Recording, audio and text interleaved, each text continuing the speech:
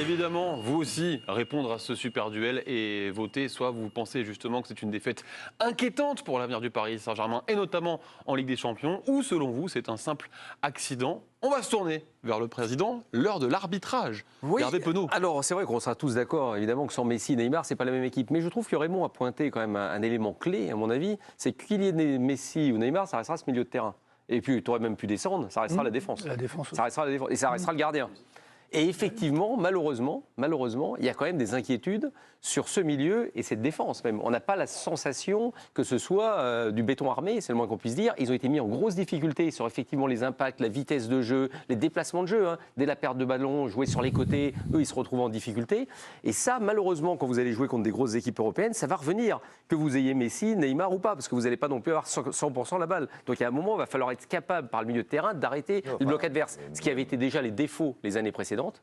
Et là, aujourd'hui, on ne sent pas non plus une amélioration sur le match qui était quand même le gros match de l'année. Même si, Président, Neymar, sur la première partie de saison, a montré que autant Messi et Mbappé sont un petit peu exemptés, on va dire, un peu trop, dans mon goût, de tâches défensives, autant, et ça c'est la grande réussite de Galtier, en tout cas, c'est d'avoir concerné Neymar pour se lier au milieu de terrain et d'être celui qui fait un peu la transition. Tu as raison, mais tu touches du doigt le vrai problème dont on parle depuis 6 mois, c'est comment ces joueurs-là, qui se préparaient au dos de tout le monde pour la Coupe du Monde, comment vont-ils revenir de la Coupe du Monde? C'est ça aussi la vraie question qui est hors football un petit peu.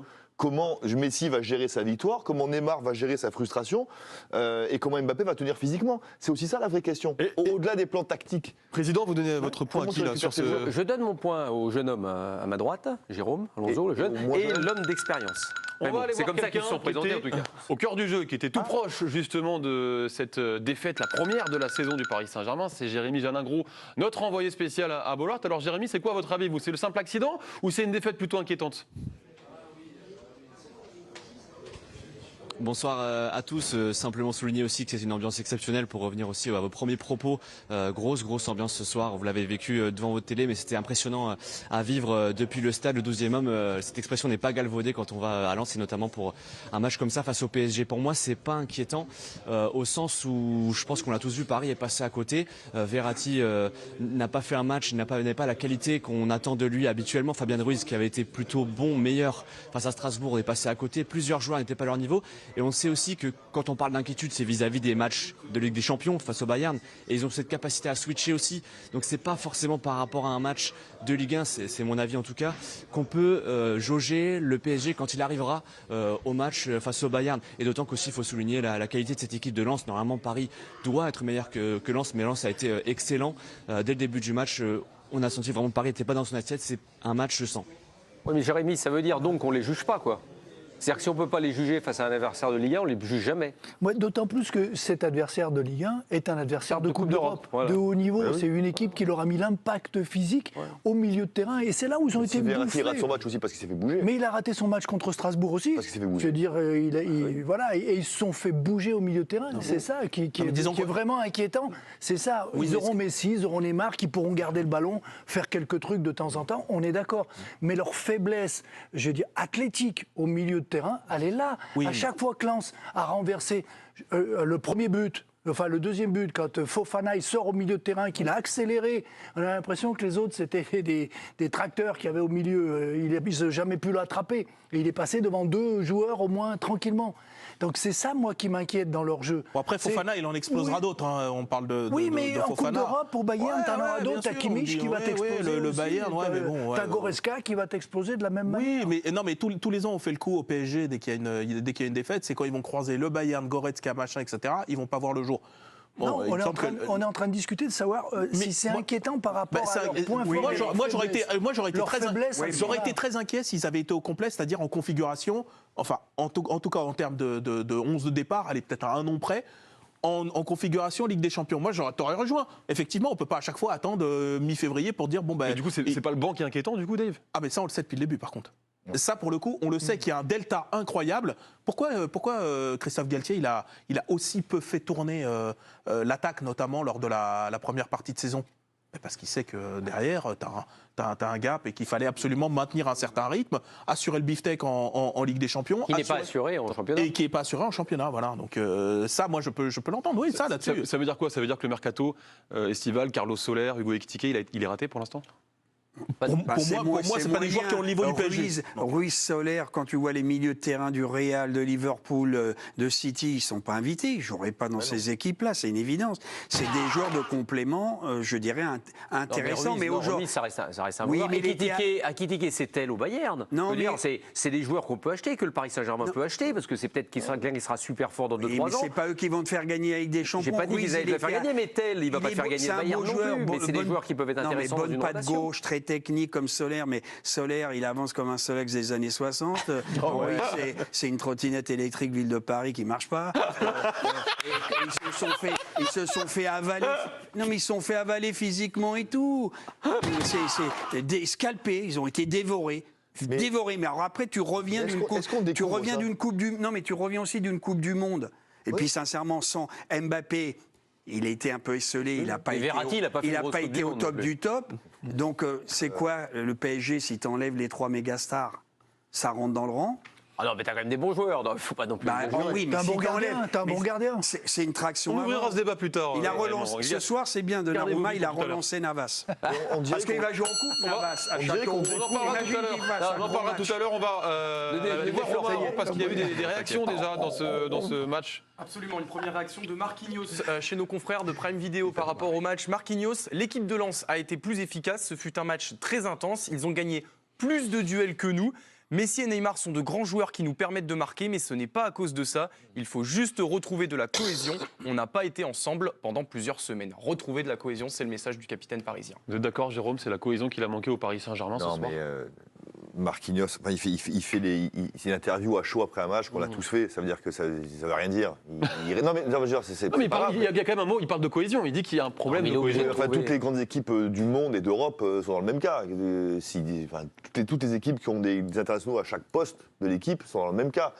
Il ne peut pas dire, il le sait très bien, il ne peut pas dire oui alors Marquinhos, oui, on s'est fait bouger ce soir, on n'a pas le niveau quand c'est fort comme ça. Point. La vérité, c'est que ce PSG-là, avec cette intensité-là, et sans ces deux grands joueurs en forme, contre une équipe comme Lens, ils ne peuvent pas exister. Tu dis non seulement il ne peut pas le dire, mais d'une certaine manière, il ne peut pas le penser. Non, mais d'une certaine manière, il ne peut pas le penser, parce que si tu commences à te dévaloriser au point de te dire, finalement, on est incapable de jouer une équipe sans d'intensité, c'est dangereux pour lui. C'est dangereux. T'as raison. Mais j'espère que lui, quand même, au bout de 10 ans, il est conscient que dès que ça tape, ils ne sont pas là, les mecs. Mais tu te dis tout le temps qu'il suffit que tu sois aussi, toi, à ton niveau, et tu vas réussir à résister. Heureusement, parce que sinon. Après, il y a une réalité, sortons un peu du duel, mais il y a quelque chose, par contre, qu'on a pu remarquer lors de la première partie de saison, pour le coup, qui était impeccable, on va dire, au niveau comptable. C'est malgré tout que les 2-3 matchs où tu as été en difficulté, où tu as été bougé, c'est contre précisément des équipes qui, au milieu, t'ont mis le turban. Ouais. C'était Monaco, souvenez-vous, quand la première de Mohamed Camara, il avait explosé le milieu parisien. Et ça a fini match nul. Bon, il avait transpiré, les mecs. Et les 2 fois contre Benfica, où là, pareil. En face, tu as Enzo Fernandez. On a vu pendant le mondial que le mec, c'est un petit phénomène quand même. Ils avaient un gros milieu avec beaucoup d'impact, etc. Et c'est vrai, là, ça, c'est une constante, même au complet, où tu sens que Paris, là-dessus, il y a une fragilité. Mais par contre, ils perdent de leur efficacité, quasiment 70% de leur efficacité si tu enlèves Messi, Neymar. Tu peux remplacer par qui tu veux, il ne reste plus que Mbappé. Il y a le problème de la défense aussi, Eric, parce qu'on parle du milieu, on parle de l'attaque, mais il y a quand même des erreurs individuelles. Hakimi a joué à gauche. Et ça n'a pas été le plus mauvais. Oui, non, mais on l'a mis à gauche, donc ça veut dire qu'il y a des soucis. Puis bon, tu as un Espagnol. Moi, j'ai trouvé qu'il y avait des failles mentales. Je n'ai pas trouvé dès le match que ce Paris Saint-Germain et des joueurs qui jouent d'habitude très peu rebelote. C'est pas que je suis surpris, mais mentalement, ils jouent un match un peu trop les mains au du guidon, en smoking. Ils vont à Lens, 42 000, ils rencontrent des fauves. Le taux de testostérone est élevé et les mecs, ils pensent qu'ils vont faire 3 etc. Je pense qu'ils n'ont pas plus. Non, mais on va aller voir Jérémy. Non, mais je pense qu'ils étaient prévenus. Mentalement, je doute quand même de certains joueurs qui savent qu'ils font banquette. Et que lorsqu'on les appelle et qu'ils jouent, je ne sais pas si ils sont peut-être juste un problème de niveau. Et la détermination absolue, je ne sais pas. Est-ce que tu crois que déterminés, là, ils peuvent répondre contre Lens? Non, mais je vois des mecs un peu hagards. Je ne vois pas des mecs qui ont vraiment faim. Ils jouent, ils font leur partition, mais Soler, Ruiz, Sarabia. Je sens pas, mais je me trompe peut-être. On va voir justement, Jérémy, en parlant de ça, et notamment des propos de Marquinhos, parce qu'ils ont fait réagir Jérémy Janingro, qui était, on le rappelle, présent du côté de Bollaard, sur le manque de cohésion, notamment, de son équipe.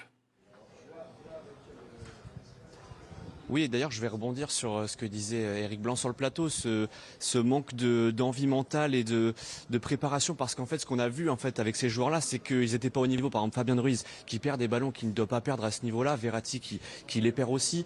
Il y avait quelque chose, il y avait un décalage avec le niveau qu'avaient les Lensois, où ils ont tout réussi depuis le début, dans l'envie, dès le départ. Les Parisiens, ils n'y étaient pas. C'est là que ça s'est vu. Dans la cohésion, on a vu aussi des choses qui fonctionnaient très peu entre Mbappé et Kitike. Par exemple, la connexion, elle a fonctionné pendant 15 minutes. On s'est dit il y a peut-être plusieurs dangers sur le front de l'attaque. Finalement, Mbappé s'est retrouvé tout seul et le danger était facile à annihiler pour la défense lensoise. Donc Mbappé finalement s'est presque résigné à la fin du match. Et puis il y avait peut-être quelques gestes aussi d'agacement de la part de certains joueurs, de certains cadres aussi envers parfois des passes ratées, parce que beaucoup de joueurs ont raté leurs passes. Et donc c'est là que le niveau, pour moi, ils ont le niveau pour gagner ce genre de match. Les Parisiens, normalement, individuellement, Fabien Ruiz peut faire des grandes choses. Verratti aussi. À quel niveau face au Bayern, c'est là la question. Mais s'ils avaient été à leur niveau, ça aurait été un autre match normalement. Ouais, mais ça, c'est l'histoire du foot. Hein, parce que si Paris est son meilleur niveau chaque match, ils battront toutes les équipes. Parce que personne ne leur arrive à la cheville. Ce qu'il faut savoir, c'est quelle est la part de Lens dans le niveau de Paris. Mais voilà, mais moi, l'impression qu'on en a, je n'étais pas au stade évidemment, mais l'impression c'est qu'ils ne sont pas capables de résister à ce type d'intensité aujourd'hui. Et ça, c'est plus inquiétant. Ça, on en revient toujours. C'est surtout ça le vrai problème. C'est-à-dire qu'on dit, s'ils sont tous à leur niveau, oui, ils peuvent tous être à leur niveau, mais le problème, c'est qu'ils ne sont pas habitués à ce type de match, à ce type d'intensité, de rythme, de vitesse. Ils ont souvent tendance à donner la balle à leurs joueurs d'attaque qui font des différences parce qu'ils sont techniquement évidemment largement au-dessus des autres. Mais dès qu'on leur propose ce genre de schéma, ça devient plus compliqué. Et c'est une question qu'on se pose depuis un moment. Je suis d'accord avec toi, Hervé. Nous, on a eu des débats précédents il y a quelques jours, dans l'équipe de Greg vendredi encore, quand on se projetait sur ce match. Moi, et pas seulement moi. T'avais été bon d'ailleurs ce soir-là chez toi. Voilà, exactement. Je me souviens, vous m'aviez pas mal. Mais non, mais la question, c'est est-ce que Paris peut répondre à cette intensité athlétique? Moi, quelques échantillons qu'on a vus cette saison, pour l'instant, c'est pas probant. Je dis pas qu'ils peuvent pas, je dis que pour l'instant, ils l'ont pas fait. Non, mais je pense qu'ils pourront parce que, bon, ils ont eu 57% de possession, mais si tu l'augmentes et tu as Messi et Neymar, il va se passer quand même offensivement des choses. Mais contre le Bayern, tu n'auras pas 70% de possession non plus. Non, mais ils peuvent aussi jouer en contre et puis ils en auront. Mais moi, ce que j'ai aimé de Lens, c'est que je les ai trouvés forts à l'intérieur du jeu, ils sont capables de porter, sortir, et fort sur les renversements. Et ils les ont baladés latéralement, les mecs ont couru, ils laissent du jus, et ils sont toniques, explosifs, et je vois pas, enfin vous les voyez plus que moi, j'ai l'honnêteté de le dire. Est-ce que Lens a fait peut-être son meilleur match de la saison? Non, ils ont oui, non, mais là, je vous pose la question. Ils ont peut-être fait moi, ils m'ont impressionné. Vous vous souvenez comment ils ont explosé Monaco? Mais ils les ont piétinés. Et Lyon, ils leur ont marché dessus. Lyon, ils gagnent 15-0 sur un penalty. Ils ont fait ça plusieurs fois. Ils l'ont fait très souvent, mais à ce niveau-là, c'est-à-dire tu joues Paris quand même en face. Parce que c'est le 1 contre le 2 quand même. C'est le haut du tableau, quoi qu'on a vu. Là, ils ont tapé la meilleure équipe de France, avec un Mbappé en feu, avec une équipe, c'est vrai, amoindrie. Non, mais la question que toi tu me poses, c'est est-ce que c'est plus significatif? C'est significatif. Ah, mais ça, bien sûr. Mais je parle de ce type de prestation. Raymond, on en a vu quelques-unes, franchement. Tu te dis que tu le connais. Mais être capable de faire ça contre Paris, c'est pas être capable de faire ça contre Rennes. Même Rennes. L'engagement athlétique, ils l'ont. Ah, mais toujours. Cette capacité à basculer d'un côté et de l'autre, parce qu'ils ont un système qui fonctionne très bien et ça ressort vite au milieu de terrain pour trouver les deux excentrés qui sont toujours très hauts. Ils sont pas en couverture derrière. Ils sont toujours là. Et à chaque fois. Et je pense que Marquinhos, il insiste sur le manque de cohésion. C'est là-dessus. C'est parce qu'ils se sont fait trouer au milieu de terrain, en donnant l'impression qu'ils étaient éparpillés de tous les côtés. Mais parce que Lens a cette capacité à vite ressortir. Et ils ont fixé à chaque fois, ils fixent et ça part de l'autre côté, mais ils font des courses. Et ils ne font pas des courses de 3,50 m avec le ballon dans les pieds. Les mecs, ils font des courses de 20, de 30 mètres. Hyper intenses. Ils demandent le ballon. Ils mettent de l'intensité. Une petite statistique. Ce que ne met pas Paris. Que Romain Aran nous a récolté. Absolument, une petite statistique qui en dit peut-être assez long. Figurez-vous que le Paris Saint-Germain n'a gagné aucun de ses 6 derniers matchs face à des équipes du top 5 en Ligue 1. Ça voudrait dire que dès qu'il y a un petit peu d'adversité, ça devient un petit peu plus difficile pour le Paris Saint-Germain. Donc c'est inquiétant. Ah oui, c'est très inquiétant. Ok, je me range de leur côté. Non, mais Jérôme, cette statistique, mine de rien, On avait commencé c'est par on apprend rien, on n'a rien appris. Moi, en tout cas, moi, sur Paris, j'ai rien appris ce soir. Hein. Paris, dès que ça tape au milieu, ben, dites-moi un match que Paris a gagné en ayant souffert. Mais récemment. attends, il y a aussi comme... Et Dave, tu les as dit cette saison. Et même depuis 2 ans, citez-moi un match, parce que le propre d'une grande équipe, c'est gagner quand c'est dur aussi. Contre le Bayern, il y a 2 ans.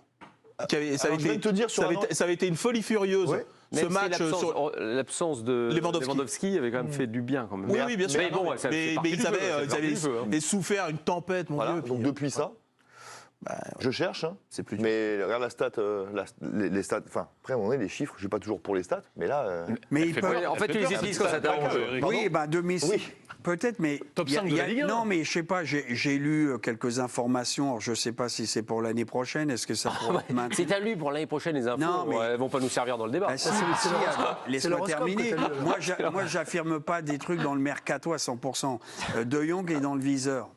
Barça, tu parlais ils jouent du la mercato, Ligue quoi. Europa. Il y a 1 mois de mercato. Je te dis pas, ils ont du monde au milieu. Des choses peuvent se passer. Moi, je pense qu'ils doivent recruter. Non, mais il y a un problème de fair play financier quand même. Oui, mais ils peuvent mais aussi. à un moment, Ils peuvent aussi. ça, le Ah, mais tu peux pas. C'est pour ça qu'ils disent on recrutera pas tant qu'on n'aura pas de départ. Non, mais ce qu'ils peuvent aussi, c'est faire venir un joueur, le payer l'année d'après, excuse-moi, en juste, prêt, il faut etc. trouver, Enfin, alors, moi, ouais, et décaler les paiements. On Juste, connaît tu as raison, mais juste Mais bon. dans l'impact physique, c'est pas De Jong qui va faire Non, gagner les mais- matchs. Hein. Enfin, juste, c'est ça. Non, mais C'est un sublime joueur de football. Tu peux trouver. Mais dans ça, par c'est- exemple, il y a un joueur. Mais comme Fabien ça. Ruiz, c'est un très beau joueur de Il y a- foot. Bah oui, mais Oui, il n'y a mais pas ça. tu vois, il y a un joueur qui joue jamais à Barcelone, mais je suis pas totalement surpris parce que avec Gavi, Pedri, c'est problématique, Kessié. Busquets, etc. Non, c'est Kessié. Ouais, Kessié, c'est Voilà. vrai. Ouais. Il vient du Milan. c'est dur. On en fait une tonne. Il est athlétique, il est physique. Ça, c'est dur. Ouais, c'est un bon Il joueur. joue jamais, il reste à la maison. Il bouffe des paillas, fait le rapatrier, putain.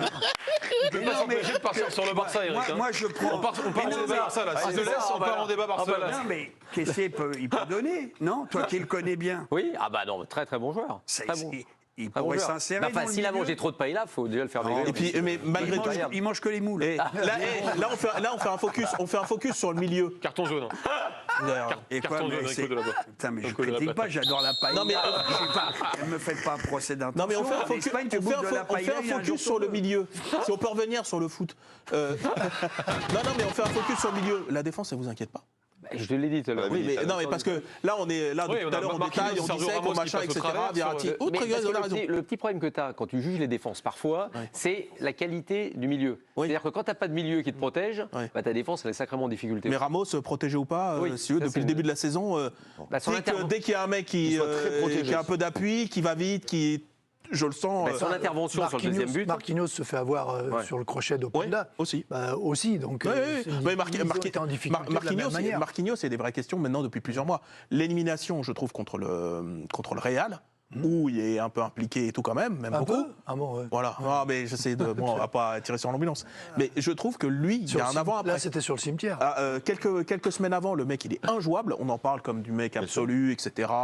C'est lui non seulement le présent, mais faut parier sur lui à très long terme. Moi, je trouve que depuis ce match, il y a une vraie cassure chez Marquinhos. Bon, enfin, ça va, quoi. C'est encore pas le point faible de l'équipe. Non, quoi. mais je dis pas le point faible, je dis Parce que juste là, que c'est plus tout à fait le point fort. Et Non, mais bon, il peut revenir. Ça, on peut il peut avoir des revenir. périodes un peu Mais je veux moins dire, il n'est pas aidé. Il Non, n'est pas non. aidé par son Mais le acolyte mec- qui, lui, est un vrai point faible. Mais Dave, le mec qui est derrière lui est inquiétant. Mais ça, il y a un spécialiste qui va m'en parler. J'attends. C'est toi qui vas en parler. Non, non, Bah, attendez, il faut demander au présentateur. Est-ce qu'on a prévu un débat je veux entendre le Ah, spécialiste. lui, c'est pas de la paella qu'il veut bouffer, c'est Donnarumma.